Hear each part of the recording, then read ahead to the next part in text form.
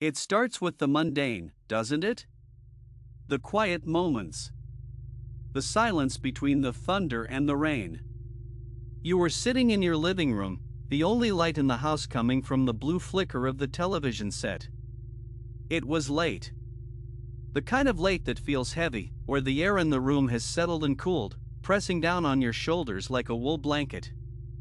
You were tired, your eyelids beginning to feel like sandpaper, that gritty, burning sensation that comes just before sleep claims you. It was a normal night. The kind you have had 1,000 times before. You remember looking around the room. The armchair where you always sat, the mug of tea leaving a ring on the coaster, the digital clock on the cable box blinking 3:14 in bright red letters. Nothing was out of place. The house was still. But even then, before you understood what was happening, you felt that prickle on the back of your neck. The primitive instinct that tells you, without words, that you are not as alone as you think you are.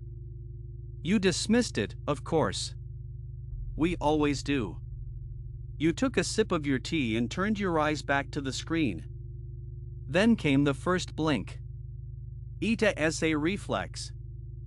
You don't even think about it. The world goes black for a fraction of a second, and then it returns. But when your vision cleared this time, something had changed. The arrangement of the room felt crowded.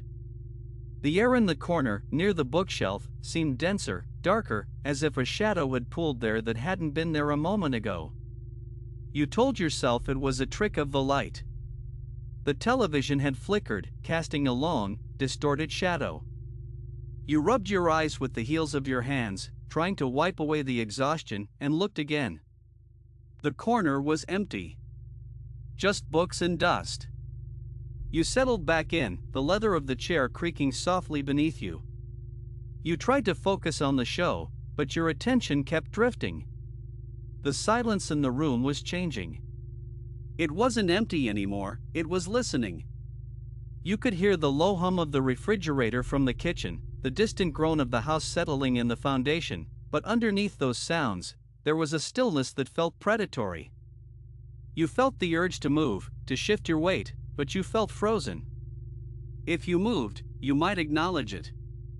If you stayed still, maybe it would just pass you by. You blinked again. A long, slow blink. A deliberate wipe of the eye. When you opened your eyes, the room was colder. Not a gradual drop in temperature, but a sudden, bone-deep chill that made the breath hitch in your throat. And there, in the periphery of your vision, standing just past the archway leading to the kitchen, was a shape. It was tall, taller than the doorframe, unnaturally thin and spindly. It stood perfectly still, caught in the posture of waiting. Your heart hammered against your ribs, a frantic bird trapped in a cage. You snapped your head to the side, staring directly at the archway. But there was nothing there.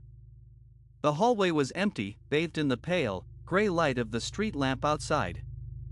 You began to breathe faster, the sound loud in your ears.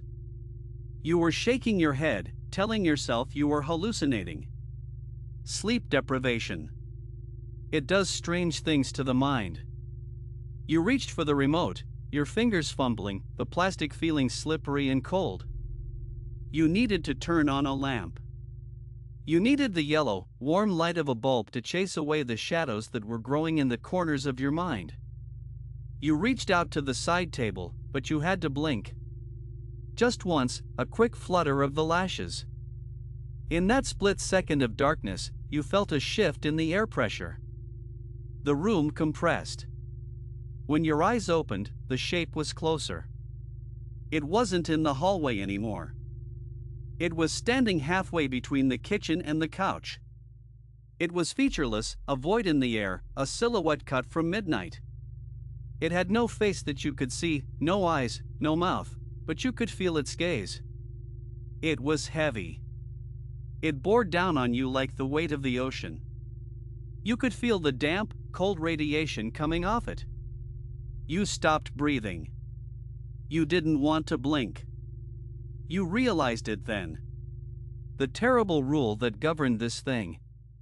You knew, with the absolute certainty of the damned, that it moved only when you could not see it. It existed in the gaps of your perception, in the moments when the world goes black. So you held your eyes open. The tears began to well up, blurring your vision. Your eyes burned, hot and dry, begging for moisture. You stared at the thing, willing it to stay back. You watched it stand there, a statue of malice in your living room. The silence was absolute now. The refrigerator had stopped humming. The wind outside had died. There was only the sound of your own pulse, rushing like a river in your ears. You tried to keep your gaze fixed. You tried not to look away, but the human body is weak. It betrays you. Your eyes watered so much you could barely see, blurring the dark shape into a smear of ink. You had to blink. You had no choice. You squeezed your eyes shut for a fraction of a seconda, a tiny, desperate gamble. You opened them, gasping. It was at the foot of the rug. 3 steps closer. It didn't walk, it didn't seem to have legs that moved in a traditional way. It just was closer, a glitch in reality. It was taller now, looming over you, casting a shadow that swallowed the coffee table. You could smell it now. It smelled like stagnant water, like wet earth and old copper. The smell of a basement that hasn't been opened in 20 years. Panic, cold and sharp, seized you. You wanted to run. You wanted to leap off the couch and sprint out the front door into the night, but you were paralyzed by the logic of the situation. If you moved, if you turned your head, if you let your vision slip for even a microsecond, it would be on you.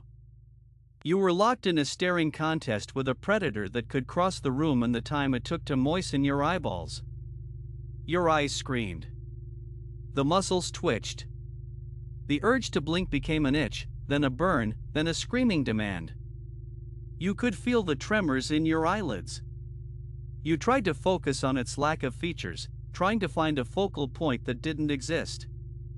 You tried to summon saliva to wet your eyes from the outside, but your mouth was dry as dust. It was testing you. It was waiting for you to break. You couldn't take it anymore. The pain was exquisite. You squeezed your eyes shut, hard, rubbing them with your fists, hoping the friction would buy you a second of clarity, hoping that when you opened them, the nightmare would be gone. You opened one eye, then the other. The room was empty. The relief was a physical wave, crashing over you. You slumped back against the cushions, a sob tearing from your throat. Your heart was still racing, but the fear began to recede, replaced by a weary confusion. It was a dream. A waking dream. You were exhausted, overworked. You laughed, a nervous, breathless sound. You looked around the room. The bookshelf, the television, the kitchen archway. All clear. You reached for your tea again. Your hand was shaking so badly the liquid rippled in the cup. You brought it to your lips, the warmth grounding you. You closed your eyes for just a moment, savoring the warmth, letting the tension drain out of your shoulders. It was over. The mind plays tricks, you told yourself. It was just the shadows playing games with a tired mind. You sat there, eyes closed, breathing deeply, counting to 10. 1, 2, 3. You felt the peace returning. The silence was just silence again. The house was just a house. You opened your eyes. It was right in front of you. It was standing over the armchair, looming down, blotting out the ceiling, blotting out the light. It was so close that